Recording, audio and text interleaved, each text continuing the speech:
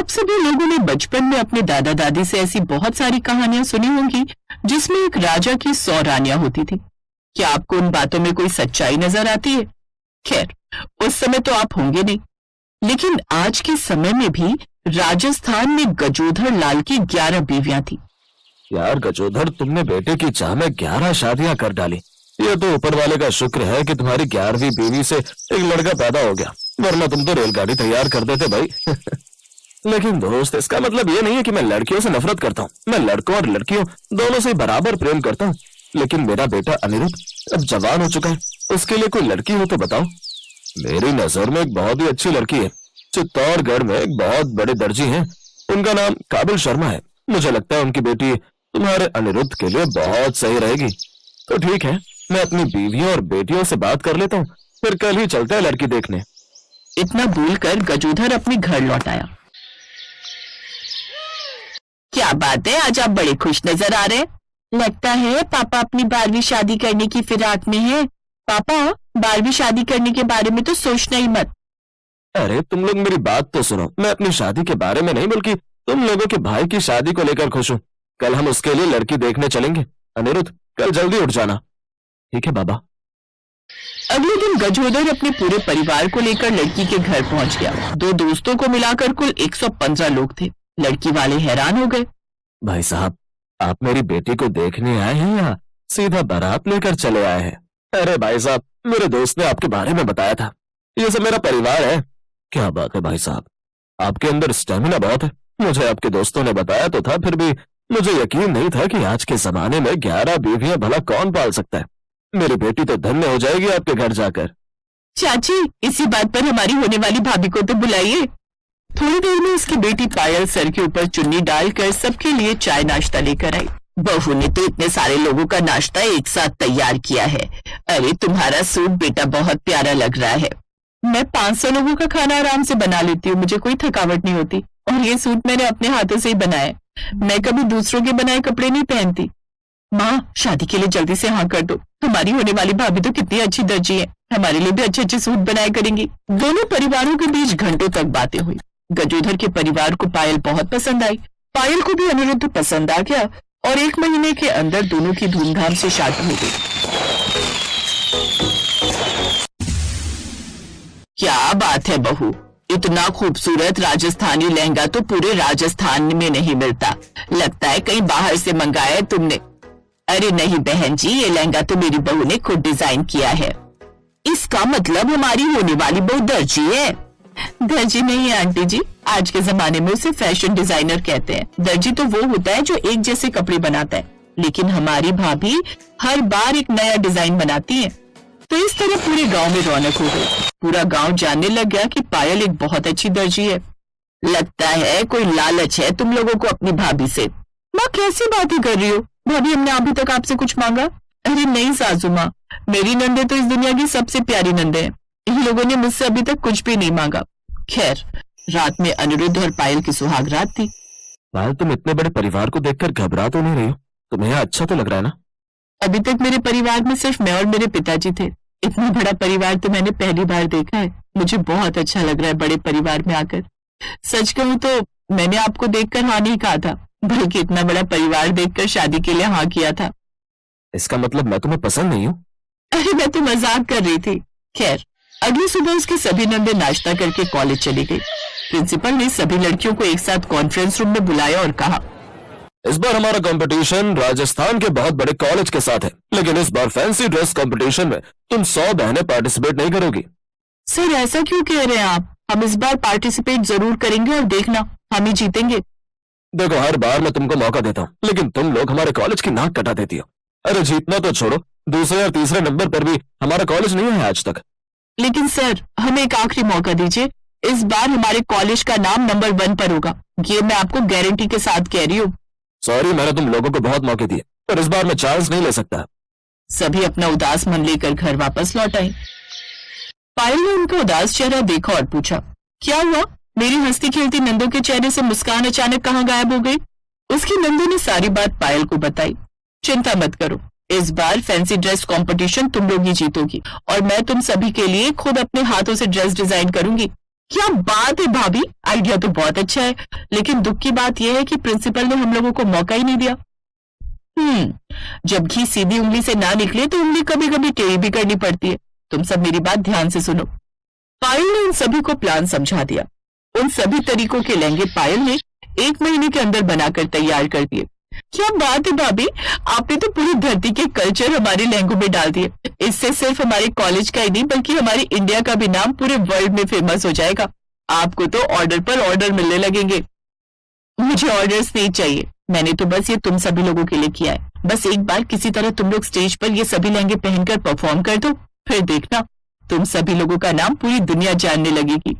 इसी तरह दिन बीतते गए और फैंसी ड्रेस कंपटीशन वाला दिन आ गया। वो देखो, उस रूम के अंदर हमारे कॉलेज की लड़कियां रेडी हो रही हैं। तुम ताला लेकर आई हो ना? जल्दी से ताला लगा देते हैं, फिर जल्दी से तैयार हो जाते हैं, क्योंकि हमारे कॉलेज की बारी आने वाली है। उन लोगों ने उन लड़कियों के कमरे के बाहर लॉक लगा दिया। दूसरी तरफ कंपटीशन चालू था। दोस्तों, अभी आपने देखा है राजस्थान के सबसे बड़े कॉलेज के लड़कियों की परफॉर्मेंस। अब बारी है पिछले 5 बार से हार रहे कॉलेज दीनानाथ इंजीनियरिंग कॉलेज की। एक बार जोरदार तालियों से स्वागत किया जाए दीनानाथ इंजीनियरिंग कॉलेज की लड़कियों का। ये सब क्या हो गया? ये 100 लड़कियां कहां से आ गई? लेकिन अब प्रिंसिपल कुछ नहीं कर सकता था। पब्लिक उनका लहंगा देखकर तो जैसे पागल हो रही थी कि लोगों की तालियां बंद नहीं हुई। शांत हो जाइए, शांत हो जाइए। हमारे जज को अपना फैसला तो सुनाने दीजिए। आप लोगों का फैसला मायने नहीं रखेगा। आप बिल्कुल गलत कह रहे हैं। हमारे लिए जनता का ही फैसला मायने रखता है। इन लोगों ने तो पूरी दुनिया का फैशन ट्रेंड एक साथ यहाँ पर दिखा दिया, और वो भी बिल्कुल नए तरीके से। मुझे ये बताते हुए खुशी हो रही है कि इस बार का कंपटीशन दीनानाथ इंजीनियरिंग कॉलेज जीतता है। इन लड़कियों को और जिन्होंने भी ये सारी ड्रेस डिजाइन की है, उन्हें मैं अपनी कंपनी में एज अ फैशन डिजाइनर का काम देना चाहता हूँ, और सभी को 20 लाख का उपहार भी दिया जाएगा। खुशी हुई कि तुम लोगों ने मुझे गलत साबित कर दिया।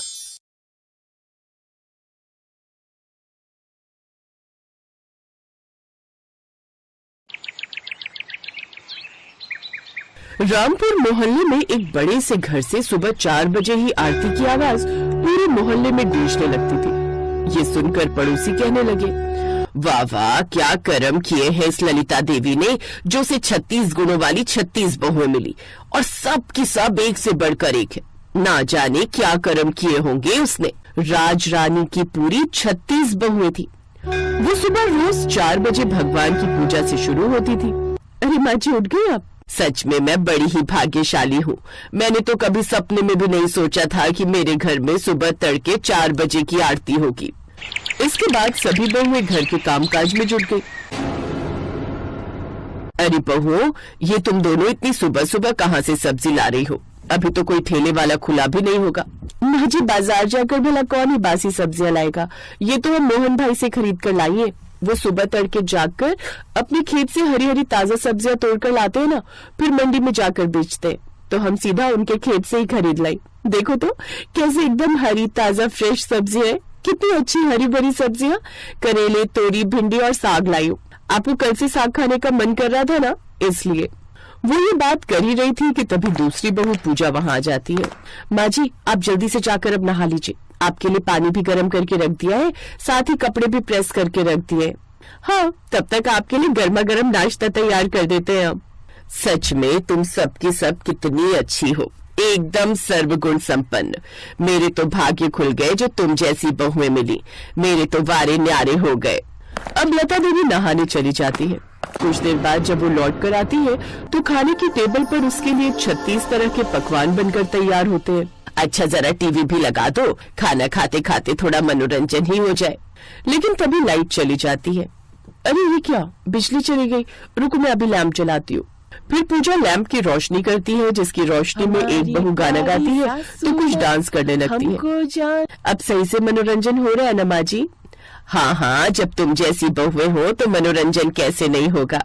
प्यारी प्यारी सासू माँ, हमारी प्यारी सासू माँ, हमको जान से प्यारी है, देखो हमारी सासू माँ, हमारी जान हमारी आन, हमारी प्यारी सासू माँ। उसके ये कहते ही अचानक धीरे धीरे सब धुंधला होने लगता है और उसकी सभी बहुएं गायब हो जाती हैं और लता देवी, उनका सपना चकनाचूर हो जाता है। सत्यानाश, बहुओं कहाँ गई सब? अरे इसका मतलब मैं वो सब सपना देख रही थी। हाय, लेकिन कितना अच्छा सपना था। रानी की तरह मेरी सभी बहुएं मेरी सेवा पानी कर रही थी। वैसे सुबह का सपना सच होता है ये सुना तो है, लेकिन काश ये सपना सच हो जाए। मुझे 36 बहुएं तो नहीं, लेकिन एक ही बहू में 36 के 36 गुण मिल जाए, ऐसी बहू मिल जाए, फिर तो मैं एकदम रानी की तरह राज करूंगी। लता देवी का इकलौता बेटा था अजीत। वो उसके लिए एक ऐसी संस्कारी लड़की लाना चाहती थी जिसके अंदर सभी 36 गुण हो। पंडित जी, मुझे ऐसी बहू चाहिए जो अच्छा खाना बनाना भी जानती हो, पूजा पाठ वाली भी हो, गाना भी जानती हो, नाचना भी जानती हो और जो बड़ों का आदर सत्कार करना जानती हो।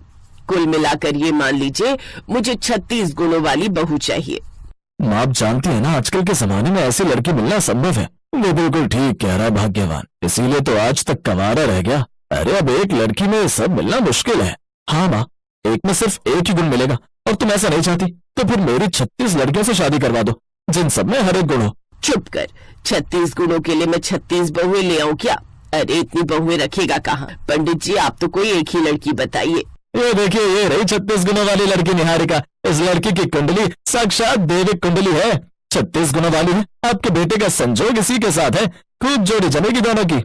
वाह वाह, ठीक है पंडित जी, तो आप आज ही जाकर बात आगे बढ़ाइए। देखिए लता जी, आपके मन मुताबिक 36 गुणों वाली बहू ढूंढ कर दी है तो दक्षिणा भी मैं मोटी ही लूंगा।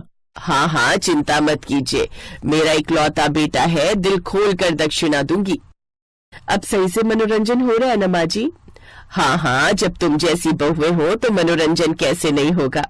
प्यारी प्यारी सासू माँ, हमारी प्यारी सासू माँ, हमको जान से प्यारी है, देखो हमारी सासू माँ, हमारी जान हमारी आन, हमारी प्यारी सासू माँ। उसके ये कहते ही अचानक धीरे धीरे सब धुंधला होने लगता है और उसकी सभी बहुएं गायब हो जाती हैं और लता देवी उनका सपना चकनाचूर हो जाता है। सत्यानाश, बहुओं कहाँ गई सब? अरे इसका मतलब मैं वो सब सपना देख रही थी। हाय, लेकिन कितना अच्छा सपना था। रानी की तरह मेरी सभी बहुएं मेरी सेवा पानी कर रही थी। वैसे सुबह का सपना सच होता है ये सुना तो है, लेकिन काश ये सपना सच हो जाए। मुझे 36 बहुएं तो नहीं, लेकिन एक ही बहू में 36 के 36 गुण मिल जाए, ऐसी बहू मिल जाए, फिर तो मैं एकदम रानी की तरह राज करूंगी। लता देवी का इकलौता बेटा था अजीत। वो उसके लिए एक ऐसी संस्कारी लड़की लाना चाहती थी जिसके अंदर सभी 36 गुण हो। पंडित जी, मुझे ऐसी बहू चाहिए जो अच्छा खाना बनाना भी जानती हो, पूजा पाठ वाली भी हो, गाना भी जानती हो, नाचना भी जानती हो और जो बड़ों का आदर सत्कार करना जानती हो। कुल मिलाकर ये मान लीजिए मुझे 36 गुणों वाली बहू चाहिए। आप जानती है ना, आजकल के जमाने में ऐसी लड़की मिलना संभव है। वो बिल्कुल ठीक कह रहा भाग्यवान, इसीलिए तो आज तक कवारा रह गया। अरे अब एक लड़की में सब मिलना मुश्किल है। हाँ माँ, एक में सिर्फ एक ही गुण मिलेगा और तुम ऐसा नहीं चाहती तो फिर मेरी 36 लड़कियों से शादी करवा दो जिन सब में हर एक गुण हो। चुप कर, 36 गुणों के लिए मैं 36 बहुएं ले आऊं क्या?